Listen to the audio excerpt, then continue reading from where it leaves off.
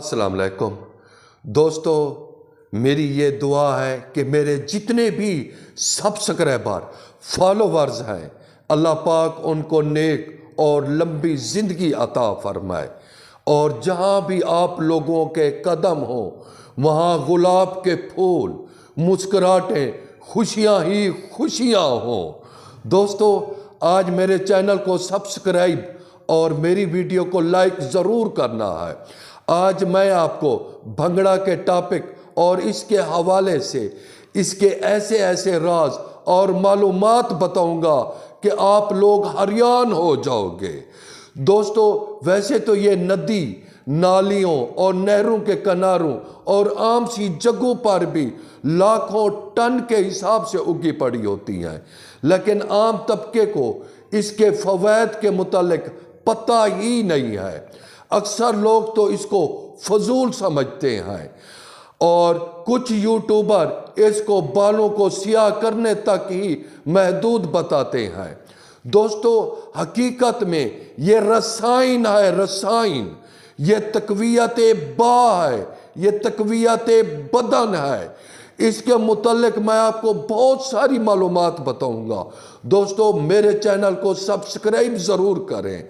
دوستو، پہلے میں اس کی کچھ تصویریں اور ویڈیوز دکھاتا ہوں تاکہ اس بوٹی کی پہچان آپ کو ہو جائے، پھر آہستہ آہستہ اس کے فوائد بھی میں آپ کو بتاتا جاؤں گا۔ اور حقیقت میں یہ بہت ہی اعلیٰ جڑی بوٹی ہے، اور اس کی میں آپ کو ایسی معلومات بتاؤں گا کہ کسی یوٹیوبر نے آج تک آپ کو نہیں بتایا۔ دوستو، سوچا ہے کہ اس جڑی بوٹی کی آپ کو نزدیک سے پہچان بھی کرا دوں تاکہ آپ کو پتہ چل جائے اس جڑی بوٹی کی شکل اور شباہت کیسے ہیں۔ مشہور نام بھنگڑا ہے۔ نیلے پھول والے کو بھنگیڑا، سفید پھول والے کو سورن حجان اور زرد پھول والے کو بنگالی میں کسوتی کہتے ہیں۔ شناخت: یہ ایک بوٹی ہے جو اکثر باغوں اور کھیتوں میں پانی کے کناروں پر پیدا ہوتی ہے۔ اس کا پودا ہاتھ بھر لمبا اور کبھی اس سے چھوٹا ہوتا ہے۔ اس کے پتے انار کے پتوں کی طرح مگر اس سے چوڑے اور تلسی کے پتوں سے مشابہ ہوتے ہیں۔ اس کے بیج کاسنی کی طرح مگر اس سے چھوٹے اور مثلث نما ہوتے ہیں۔ پتے ہرے، مزیدار، کڑوا اور تیز ہوتا ہے اس کا ذائقہ۔ بھنگڑا کے پھول شاخوں کی گروں میں لگتے ہیں، برسات میں پیدا ہوتا ہے۔ سیاہ بھنگڑا ہمارے تجربات میں بال سیاہ کرنے کے لیے مفید ہے۔ ہندوستان میں صرف یہ احمد آباد اور بمبئی کے علاقوں میں ملتا ہے۔ جس طرح بانسا و برمی ہندوستان میں بکثرت ملتی ہے، اسی طرح افریقہ کے ہر علاقے میں بھنگڑا سیاہ بکثرت پایا جاتا ہے، لیکن افریقہ والوں کو اس کا علم ہی نہیں ہے کہ یہ بوٹی بال سیاہ کرنے کا بہترین علاج ہے۔ ہندی طب کی کتب میں بھنگڑا کی 3 اقسام کا ذکر ہے جو کہ دیگر نام میں تحریر کی گئی ہے۔ سیاہ پھول کا بھنگڑا کمیاب ہے، یہ بہت نایاب ہے، بہت کم ملتا ہے۔ ویدک گرنتھوں میں سیاہ پھول والے بھنگڑے کو رسائن بتایا گیا ہے، رسائن بتایا گیا ہے۔ بھنگڑا کی ایک قسم کسراج یعنی لیٹا ہوا بھی کہتے ہیں۔ اس کے پھولوں کا رنگ زرد ہوتا ہے۔ اس کے پتے نسبتاً بڑے ہوتے ہیں۔ یہ بنگال میں ملتا ہے۔ ذائقہ تیز اور تلخ ہوتا ہے۔ مقام پیدائش پاکستان، ہندوستان میں خصوصاً مدارس مشرق مغربی پنجاب کے ندی نالوں اور باغات کے اندر ہر موسم میں پایا جاتا ہے، لیکن برسات کے موسم میں یہ زیادہ پیدا ہوتا ہے۔ دوستو، میں نے اس کی آپ کو پہچان بھی کرا دی ہے، اور یہ بہت ہی اعلیٰ جڑی بوٹی ہے، اور اس کے میں دیگر فوائد بھی آپ کو بتاتا ہوں۔ میں نے سوچا ہے کہ پہلے آپ کو میں اس کی پہچان کرا دوں، اب میں دوبارہ آن لائن ہوتا ہوں آپ کے ساتھ۔ دوستو، اس جڑی بوٹی کی میں نے آپ کو پہچان کرا دی ہے۔ یہ جنوبی پنجاب میں اکثر جگہوں پر پائی جاتی ہے۔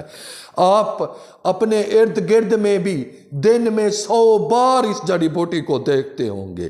اب اس کے ہم مزاج پہ بات کریں تو اس کا مزاج گرم خشک درجہ دوم ہے، لیکن حکیم کبیر الدین صاحب نے اس کو گرم خشک لکھا ہے۔ اس کے افعال مصفی خون، مکاوی با، مکاوی بصر، کاسر ریحا، مولل ہے۔ بھنگڑا کو زیادہ تر امراض فساد خون مثلاً برس، چھپاکی، جزام اور حرب وغیرہ میں استعمال کرتے ہیں۔ مولل ہونے کی وجہ سے ارام پر اس کا ضماد لگاتے ہیں۔ اشوب چشم میں اس کے پانی کا قطور کرتے ہیں۔ اس کی جڑ کا لیپ صلابت تال اور جگر کے بڑھ جانے میں بہت مفید ہے۔ نوزیدہ بچے کو زکام کی حالت میں اس کی 2 بوند بھنگڑا کا رس اور 8 بوند شہد ملا کر دیا جاتا ہے۔ اس کی کلی امراض دھن یعنی دانتوں کے لیے بہت مفید ہے۔ درد شکم اور کلنج کے لیے بھی بہت اعلیٰ ہے۔ عقرب گزیدہ یعنی بچھو کے کاٹنے میں یہ بہترین کام کرتی ہے۔